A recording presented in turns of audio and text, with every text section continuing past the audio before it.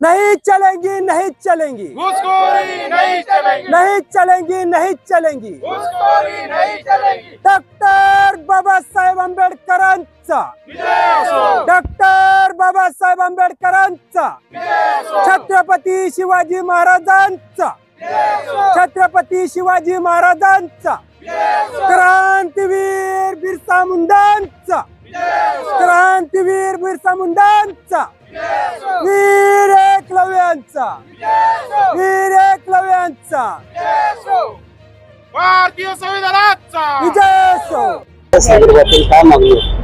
आज या ठिकाणी आंदोलन, या ठिकाणी कलेक्टर ऑफिस मध्ये आम्ही सर्व आदिवासी बांधव आलो आणि आदिवासी बांधवांच्या माध्यमातून वेगवेगळ्या संघटनेच्या माध्यमातून आम्ही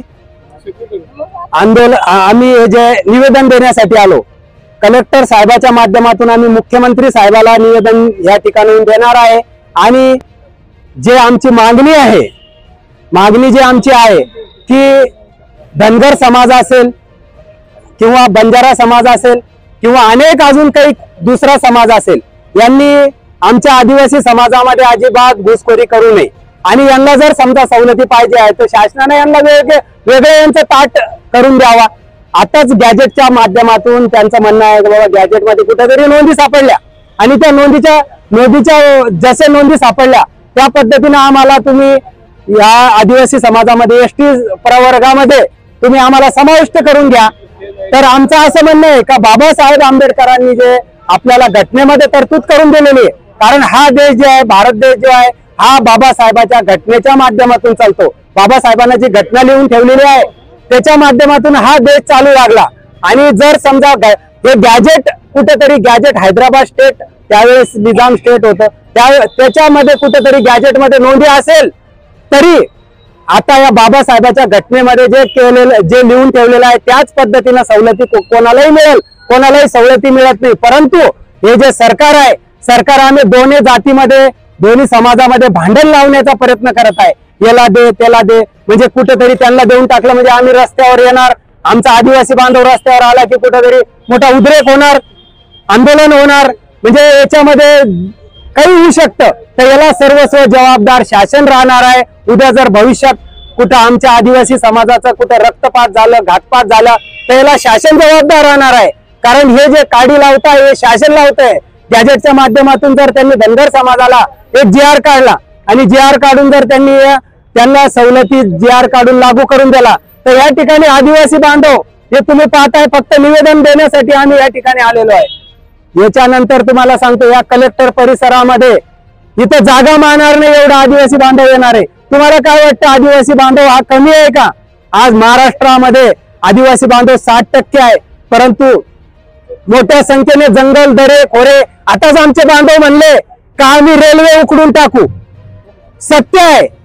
तुम्हाला सांगतो जल जंगल जमीन हा आमच्या बापाचा आहे। आमच्या क्रांतीवीरांना त्या ठिकाणी रक्त सांडलेलं आहे।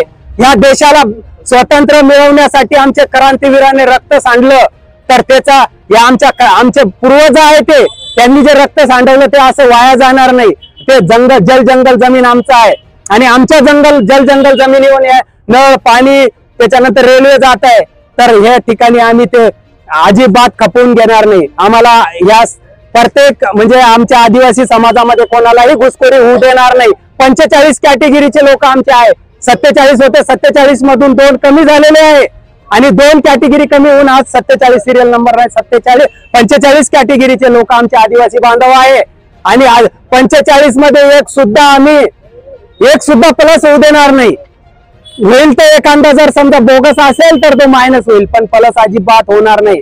याचं शासनाने गांभीर्याने लक्ष ठेवलं पाहिजे, गांभीर्याने घेतलं पाहिजे। तर यांनी शासनाने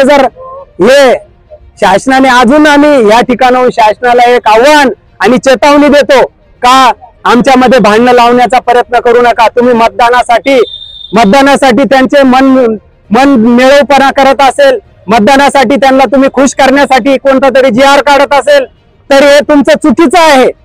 या ठिकाणी तुम्ही चुकीचा GR काढताय। बाबासाहेबाच्या घटनेमध्ये अशी कोणतीही तरतूद नाहीये। हे सगळं राष्ट्रपतीला सगळ्या गोष्टीचा म्हणजे सगळ्या गोष्टीचा राष्ट्रपतीला अधिकार आहे आणि या ठिकाणी हे तुम्हाला या ठिकाणाहून त्यांनी GR काढतात आणि GR काढून डायरेक्ट तुम्हाला सवलती दिल्या म्हणतात. प्रशासन त्यांचं खालपर्यंत आहे. प्रमुख मागणी आमची ही आहे आज या घडीला का बंजारा समाजाला कोणत्याही प्रकारे आमच्या समाजामध्ये आदिवासी समाजामध्ये घुसखोरी करण्यात येऊ नये. इतर कोणताही समाज असो तो आमच्या समाजामध्ये घुसखोरी अजिबात करू देणार नाही ही आमची प्रमुख मागणी आहे.